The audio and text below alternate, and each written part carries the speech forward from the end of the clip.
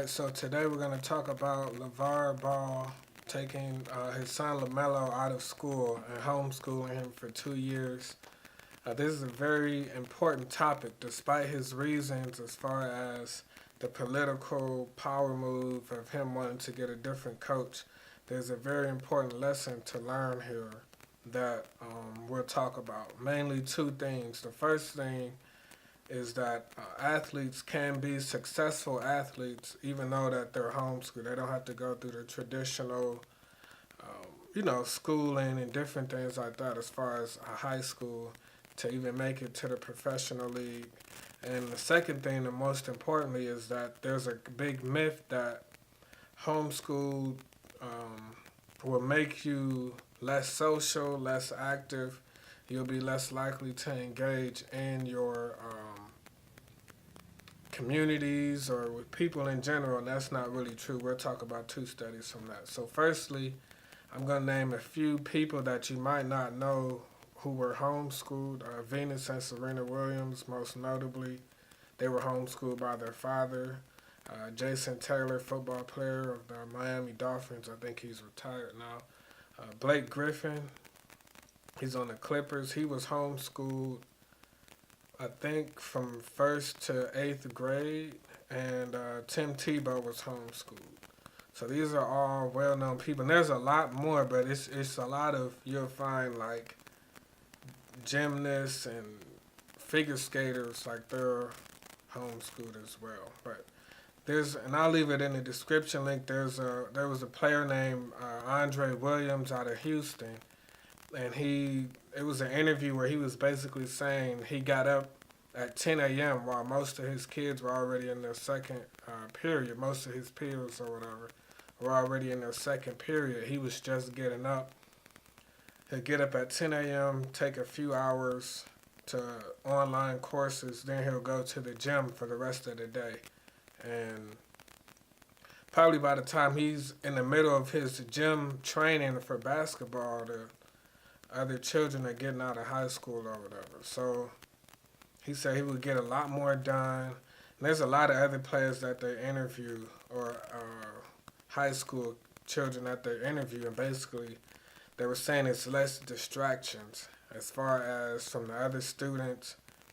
And even some of them that were having trouble in classes and were, I guess, couldn't concentrate or, whatever the reasons, their grades were suffering. And once they could get one-on-one undivided attention, they were able to focus.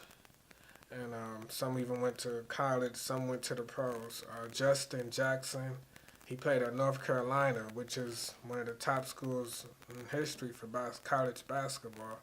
He was drafted 15th by the Portland Trailblazers of this year's draft. So it is possible that you can, get homeschooled and still make it to the pros. Also, it's like a slight disclaimer because the NCAA, there's a fine line they feel between being educated through a computer and being educated with the parent in the home. So they don't recognize, like, if you have a computer or doing it online and not a teacher. So they prefer you have a teacher, or they don't recognize it as actual learning if it's just through a computer. So the second, we'll get into the studies. There were two studies most notably that tackle this myth on socialization skills and being engaged in the community or whatever. Like, they make it seem like you'll be a introvert who won't, do anything. So the first one was in 2003 by the Homeschool Legal Defense Association. And they found that the people that were homeschooled were more involved in their communities. They vote more. They do more activities at least once a week than the general population when you compare it. They found that also they were very happier. They were much happier in their lives. 76% of homeschoolers voted within the last 5 years, aged 18 to 24, while only 30% of the U.S. population voted. And 60% of the homeschoolers said they were very happy with their lives, while 28% of the U.S. population said they were happy. There was another study, and out of the study I just named, there were over 7,300 people who were surveyed. So it's a decent size. Now the next one, and that was the largest research study that's been taken on like a homeschool kind of, survey. So the next one is a Canadian survey, and they basically took people who they were trying to focus on the people who graduated from homeschool and how were they in their adulthood life, like from 15 to 34. So they found that 69% participated in organized activities at least once per week, compared to 48% of the comparable general population. They also found that they weren't on welfare. 11% of the general population, 15 to 34, is on welfare in Canada.